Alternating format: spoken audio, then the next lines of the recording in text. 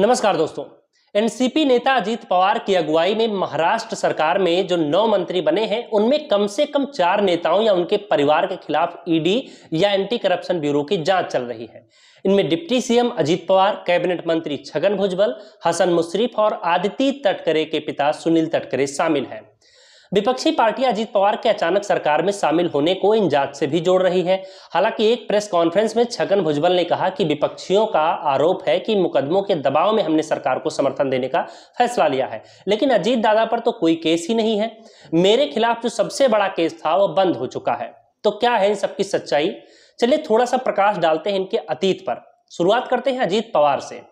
महाराष्ट्र सरकार में deputy CM बने अजीत पवार के खिलाफ महाराष्ट्र स्टेट कोऑपरेटिव बैंक द्वारा दिए गए लोन के मामले में जांच चल रही है। इस मामले में इकोनॉमिक ऑफेंस विंग यानी ईओडब्ल्यू तो जांच कर ही रही है, साथ ही ईडी ने भी मनी लॉन्ड्रिंग का आरोप लगाते हुए मुकदमा दर्ज किया है।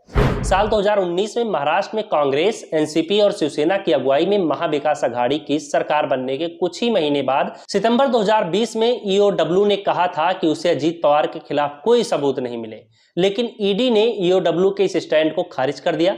हालांकि ईडी की आपत्ति को स्पेशल कोर्ट ने नहीं माना था, क्योंकि सुप्रीम कोर्ट के मुताबिक यदि ईओडब्ल्यू किसी केस को बंद कर देती है तो ईडी उसमें जांच जारी नहीं रख सकती।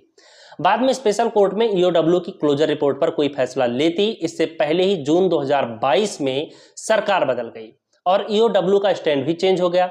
अक्टूबर 2022 में ईओडब्ल्यू ने कहा कि वह अजीत पवार के खिलाफ जांच जारी रखना चाहती है और अपनी ही क्लोजर रिपोर्ट को दरकिनार कर दिया। अभी ईओडब्ल्यू की जांच चल रही है। दूसरी तरफ ईडी ने इसी साल अप्रैल में अपनी चार्जशीट दाखिल की, जिसमें अजीत पवार का जिक्र भी किया है। वहीं दूसरा एक और घोटाला है, सिंचाई घोटाला।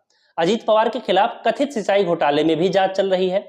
पवार जब कांग्रेस एनसीपी की सरकार में जल संसाधन मंत्री, विदर्भ इरिगेशन डेवलपमेंट के चेयरमैन हुआ करते थे, तब उन पर सिंचाई विभाग से जुड़े कई प्रोजेक्ट में धांधली का आरोप लगा और मामला कोर्ट में पहुंचा।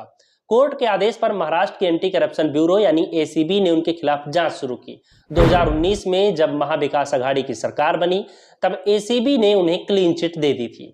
बाद में जब बीजेपी की सरकार बनी तब कुछ नेताओं ने मामले की जांच दोबारा करने की मांग की। अब बात कर लेते हैं दूसरे नेता की, हसन मुश्रीफ।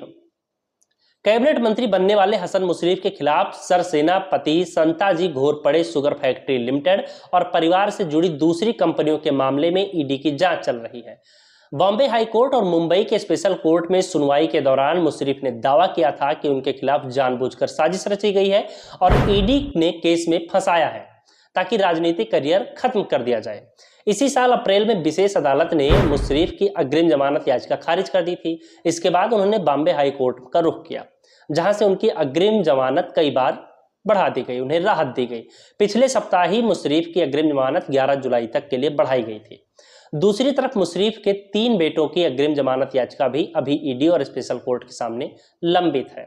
दोस्तों, बात कर लेते हैं छगन भुजबल की। महाराष्ट्र एंटी करप्शन ब्यूरो ने छगन भुजबल और उनके साथ अन्य 16 लोगों के खिलाफ साल 2015 में बॉम्बे हाईकोर्ट में दाखिल एक पीआईएल के बाद मुकदमा दर्ज किया था। इस पीआईएल में साल 2006 में 3 प्रोजेक्ट के करीब 100 करोड़ के टेंडर में गड़बड़ी का आरोप लगाया गया था।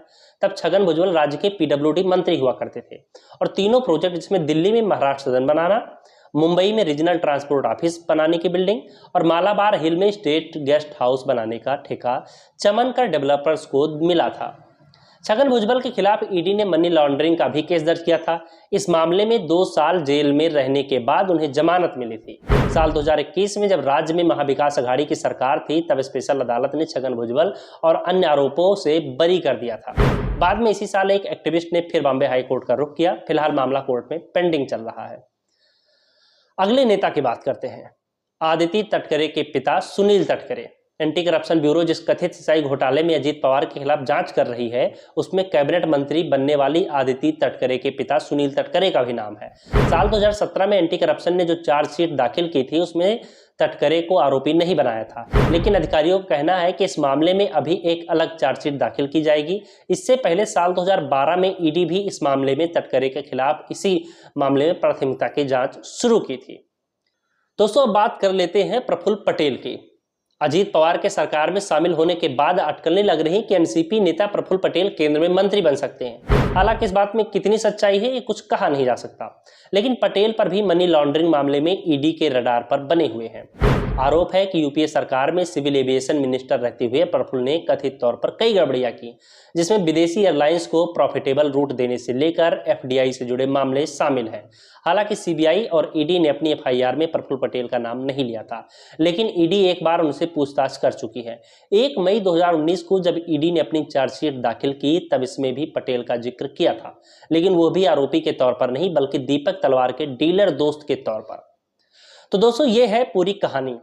अब आपको फैसला करना है कि ये सभी लोग जनसेवा के नाम पर जनता के पैसे को डकार रहे हैं या फिर राजनीतिक दबाव के कारण जांच एजेंसियां इन्हें परेशान कर रही हैं। बहरहाल दोस्तों, इस वीडियो में इतना ही। आप बने रहिए हमारे साथ। धन्यवाद।